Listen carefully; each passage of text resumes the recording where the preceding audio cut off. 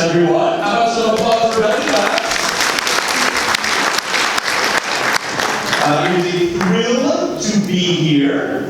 And some of you may know, I was at the Fairmount Temple about, I think it was 2 or 3 years ago. 2 years ago. The ones who are counting know exactly how long it's been. And, that sounds so recent, but at the same time, I was thinking about how much has changed since I was here 2 years ago. If someone had told me 2 years ago that the next time I would be back, that Donald Trump would be president, and the Chicago Cubs would have won the World Series, now, any other city, no one would boo that.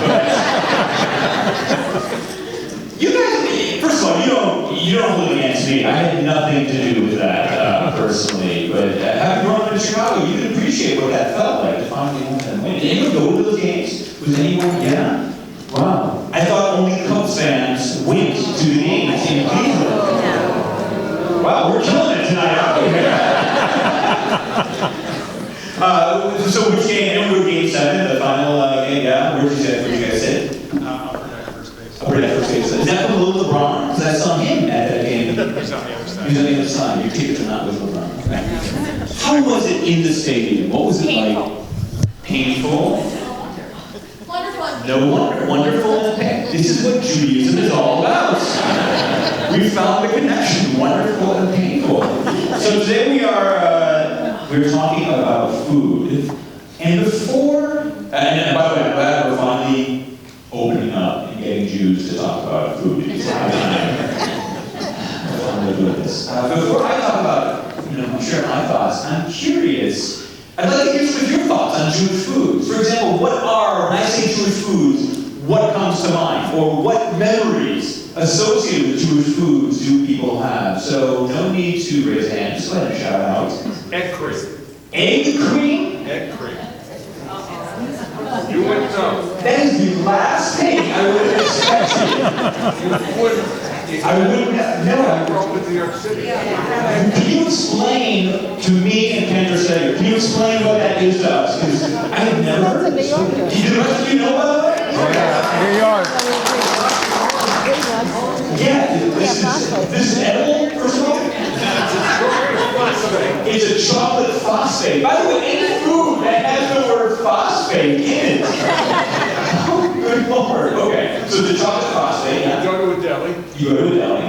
You basically get chocolate syrup, cream, and club soda. Seltzer. Not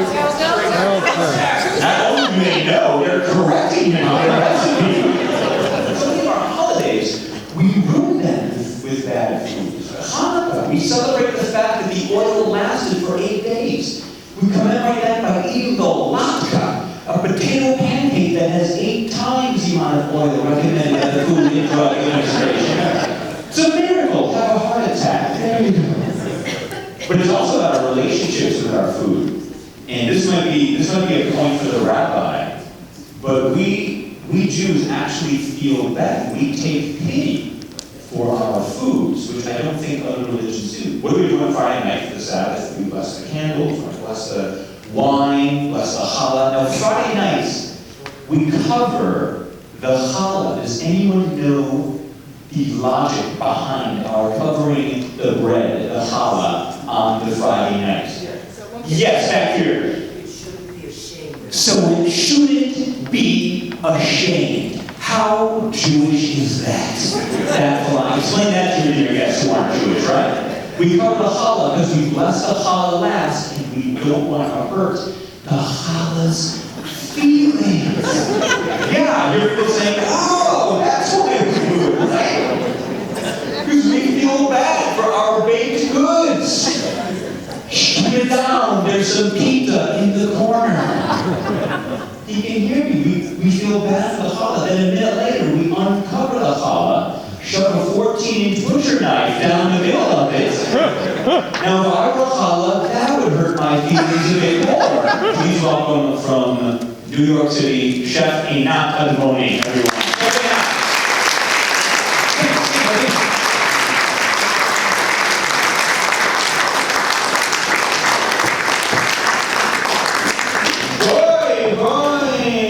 Join